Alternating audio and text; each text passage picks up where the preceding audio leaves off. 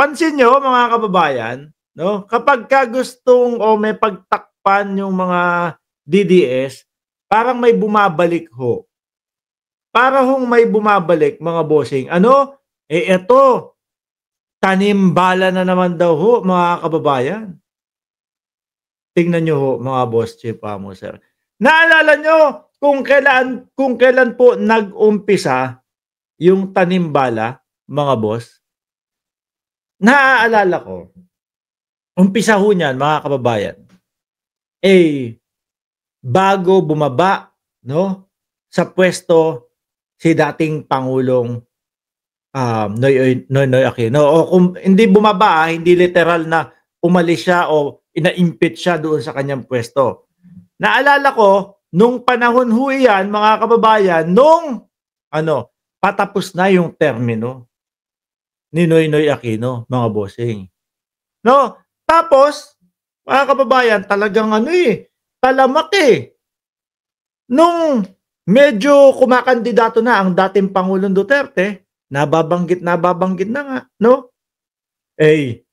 kumbaga biglang nagsalita, "Ipapakain ko sa inyo yang bala." Biglang nawala. 'Di ba? Parang bigla na lang nawala. Sigawan, Duterte! Duterte! Duterte!" Gano'n. So ngayon ho, mga kababayan, napansin ko, kailangan sumikat, kailangan muling bumalik ang sigla ng pangalan ng dating Pangulong Duterte. Aba, bumalik na naman yung laglag bala. Hindi ko sinasabing si dating Pangulong Duterte ang nagpapaumpisa nito, ha? Kaya lang, napapansin ko lang yung tiyempo nung mga oras at panahon, tipo ho bang kapag kinailangan na magningning ang isang pangalan, biglang lumalabas yung mga ganito. 'No? Yung mga ganitong laglag bala, mga bossing. Kasi sabi dito, bumalik na ang laglag bala modus sanaiya. Hindi kaya sila-sila ang may gawa niyan? Nagtatanong lang ho, 'no? Kasi napansin ko doon sa timing, mukhang kapag kailangan bumango ang pangalan, lumalabas ang laglag bala. Talaga namang galit na galit tayo nun. Maalala ko ho mga kababayan ano, bumiyahe ako pabalik ng, kumbaga pabalik po ng Pilipinas. Talagang nirap ko 'no, yung aking bagahe mga bossing. Sabi ko kung ano man mangyari dito, at least may plastic na, hindi na malalaglagan ng bala. Kayo sa tingin niyo yung timing, tuma-timing ba kay Duterte? Tuma-timing ba kapagka, nangangailangan sila na bumango yung pangalan ng dating pangulo? Ngayon bumalik na naman daw, 'no? Siyempre isipin ng sambayan ng Pilipino, o tignan niyo nawala lang si Duterte, may laglag bala na ulit. 'No? Tignan mo, iba lang ang naging presidente, may laglag bala na ulit. Tanong lang ho tayo ano, ba't natataon? Sabi ni Jeronimo Lakbayo, lost ninyo, ano gusto nyo tulad ngayon na bumalik ang droga, patayan, wala naman kayong ebidensya diyan, 'no? Wala naman ho si Basti nga, na fact check, 'di ba? Sinasabi ni Basti, ganito balikan na yung droga, baka doon sa Davao. Baka doon sa Davao mga kababayan. Kasi kitang-kita naman po mga boss chief mo sir, na bulto-bulto, milyon-milyon, kalahating bilyon na droga ang nakikita doon sa Davao. Baka yun yung nakikita ni Baste. Kaya naman, napapasabi siya, bumabalik ang droga, madami na namang droga. Kasi ho, madami talagang nahuhuli sa Davao. Ultimo nga ho munisipyo doon, mga bossing, 37, 38 katao. Munisipyo empleyado, positibo. Di ba? Ulitin ko ho, mga kababayan, napansin ko lang yung timing, 'no? Nung panahon na tumatakbo ang dating Pangulo, bago matapos Yung panunungkulan ni dating presidente Noynoy Aquino, yung laglag bala, biglang bigla boom! Ano?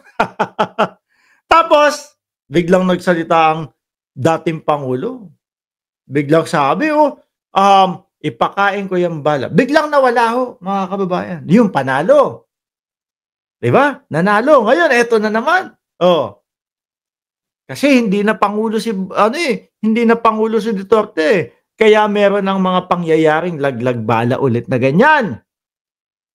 Kaya lang, halata yata yung timing. Baka kayo-kayo lang ho yan. Ano po? Baka kayo-kayo lang ho yan, 'no? Kami naman, hindi namin nirerekta na kayo yung na kayo. Kaya lang, uulitin ko ho, mga bossing, parang ano, parang yung pagkakataon at timing, saktong-sakto. Sabi ni Bal Vlog, wala palang silbi ang mayor nila diyan. Ano ginagawa niya? Dapat trabaho niya tapos isisi sa Pangulo. Sa Davao? Naku, napangalanan pa nga nila. Sila. Ako hindi ako naniniwala do'n sa ipinangalan nila na safest city in Southeast Asia. Kasi ako tumira ako ng Singapore at alam ko kung gaano ka-safe sa Singapore. Wala akong tatalo do'n kahit po sabihin mo ng Davao pa 'yan, wala akong tatalo do'n mga boss, 'no? Problema kasi nila, masyadong malawak yung ambisyon nila, 'no? Puwede namang sabihin nilang, "Safest city, in Mindanao." Kaso dinamay pa yung mga nasa Southeast Asia, 'di ho ba? Tanong, bakit ho saktong-sakto doon sa mga oras na nangangailangan, 'no, na magningning ulit ang pangalan ng dating pangulo. Sabi ni Cora, Sena, nagpakalat sila ng mga taong gagawa ng masama. Dapat yan, mga pauwi at paalis. Bantayan mga kawatan dyan. Baka binayaran mga yan. Be alert. No? Ingat po tayong lahat, mga bossing. No? Sir Mark, 7,000 na aaresto kay Digong. Sabihin nila, overkill na naman yan. Hindi, kung sakali, kung yung 7,000 yung aaresto, mga kababayan, biruin mo naman, ano sabi ng dating Pangulong Duterte doon? 'Di ba? Yung mga pahayag nila, laging may patayan. Ikaw ba naman kung aaresto ka ng isang tao na handang pumatay at handang mamatay, magpapaisa ka ba? Siyempre hindi.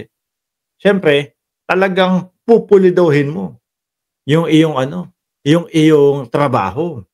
Pupuliduhin mo yung mission ninyo. 'Di ba, Kian?